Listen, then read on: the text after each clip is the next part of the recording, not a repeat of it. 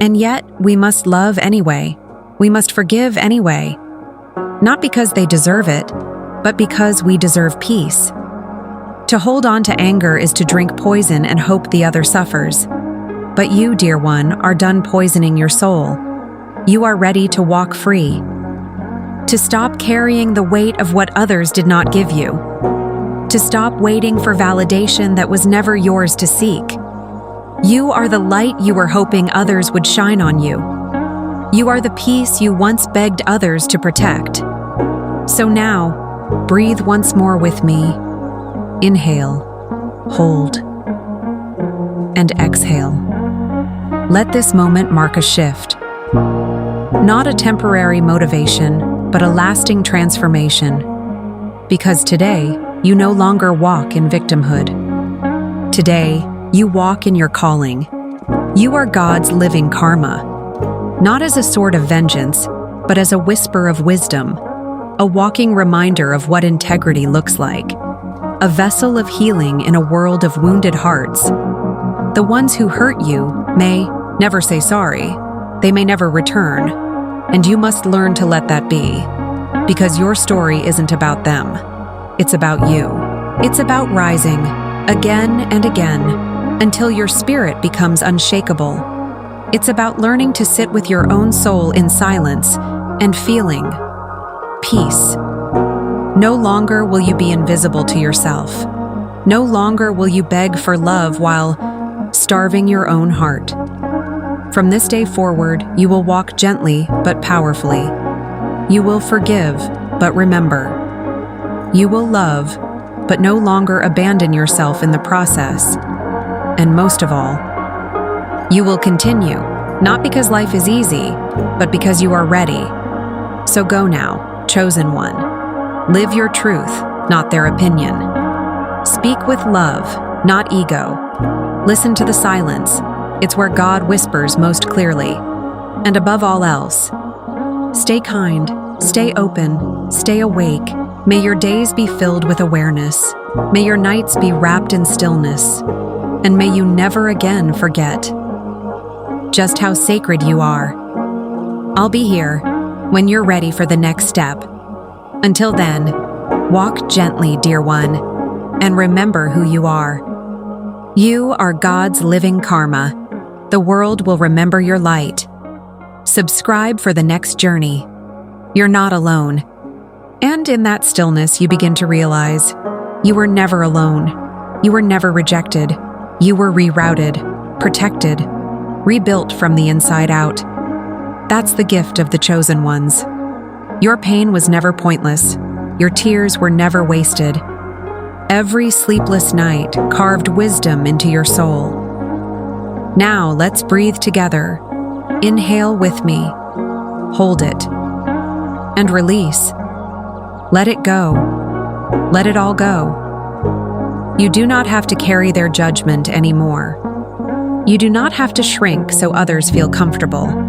You were chosen not to fit in, but to stand out, to break cycles, to end generational wounds, to love differently, to walk humbly, to see the world not with eyes of fear, but with the heart of wisdom.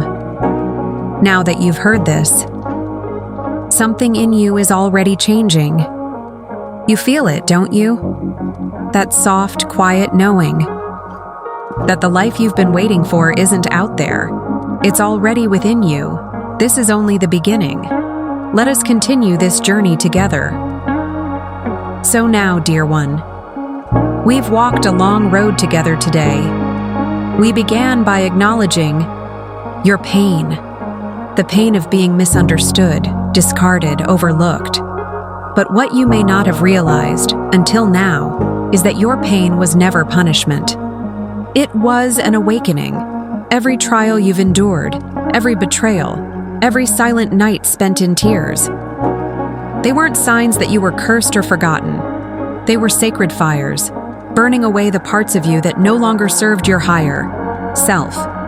And what remains is something strong, something rare, something chosen. But I must remind you, being chosen doesn't mean being superior. It means being responsible. You are responsible for healing, for walking in light even when others choose shadows, for responding with wisdom instead of wrath, and for turning your suffering into compassion, not bitterness. You are not here to prove them wrong. You are here to live so fully, so honestly, that their regret becomes their teacher, and your peace becomes your legacy. Let me share with you a final story before we part. When I was a young monk, I once asked my master, "Why do people turn away from the ones who love them the most?" He smiled and said, "Because love holds up a mirror, and not everyone is ready to see themselves."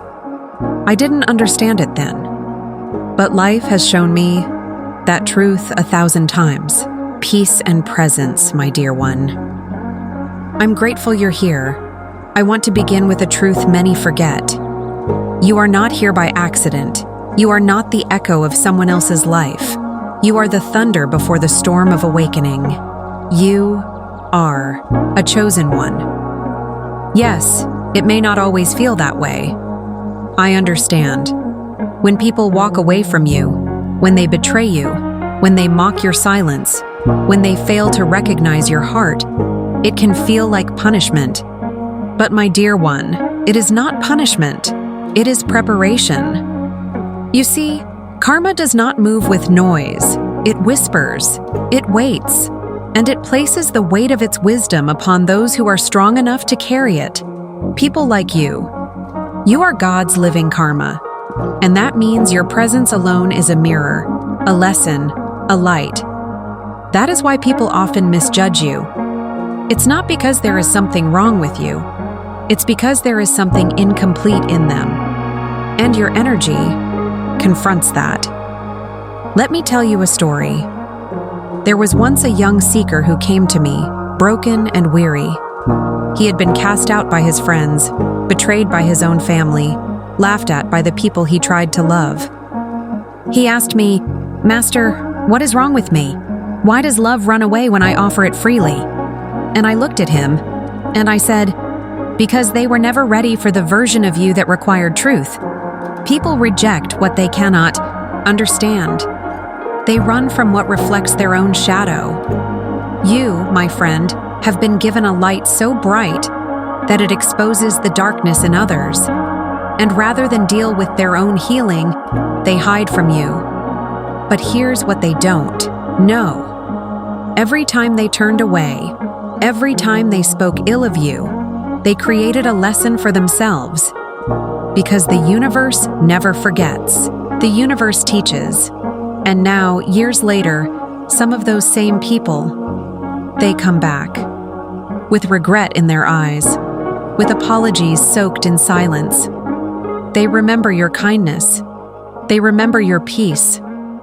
But they did not value it when it was freely given. And that, my friend, is how karma walks. But this is not about revenge. No, that is not the way of the wise. This is about understanding your power, knowing your worth, and most of all, forgiving yourself for doubting your path when others couldn't see it. Because I know how it feels. To walk into a room and feel out of place. To give and give, only to be drained. To cry in silence while pretending everything is fine. I know that journey. But I also know what's on the other side. You see, when the world pushes you into isolation, it's often so that God can speak to you directly, without distraction, without noise, just stillness.